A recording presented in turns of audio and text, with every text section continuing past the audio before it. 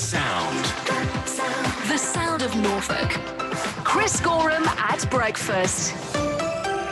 BBC Radio Norfolk. Good morning and welcome to our special debate on mental health and the pandemic here on BBC Radio Norfolk. We're continuing to broadcast, of course, on the radio, and we are also going live on Zoom now with the Eastern Daily Press as part of their Open Up virtual conference, which is taking place throughout the day.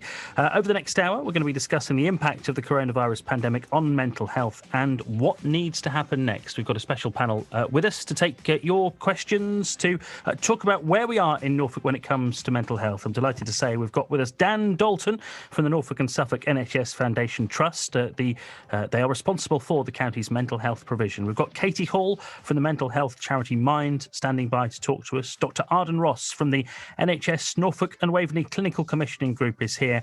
And also we've got Dr. Louise Smith, Norfolk County Council's Director of Public Health, with us as well. It's been quite a year, I think, for all of us. And I think it's been extraordinary watching the way that people have come together to support each other through what's been an extraordinarily difficult time.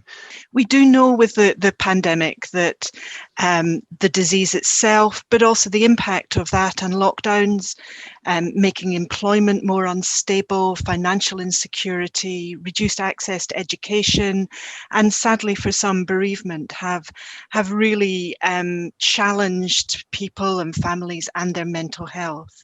What we're dealing with at the moment is unprecedented in scale and in the length of time that people have been affected. And what we've seen is both extraordinary resilience and communities pulling together to do amazing things to stay connected and show compassion to each other, but also some people who've had a really, really tough time. So we've seen people needing to come to see us in our specialist mental health services more than ever before. We've seen more people being poorly than ever before. We've seen some services where more than twice the number of people have needed help and support during this time. And we've seen an incredible response from our healthcare services, from charities, from communities, to make sure that we can keep providing people with support during this time. We have lots of services that can support people in the community, and I think just listening to Dan there, that's one of the things I would kind of want to remind people, is that we are very much still here and able to provide support. Many people who'd already experienced mental health difficulties before the pandemic, who have understandably become much worse over the last few months due to the effects of often loneliness and isolation and not having their usual community support networks. We've also seen new presentations of people experiencing anxiety and depression and struggling with everything that's been thrown. For others, lockdown has come with some positive experiences and unexpected benefits, and there are things that we can take from that and to learn. So for some people, it has allowed them to spend more time coming together as a family. We've seen really strong community cohesion, lots of volunteering and people out wanting to help each other.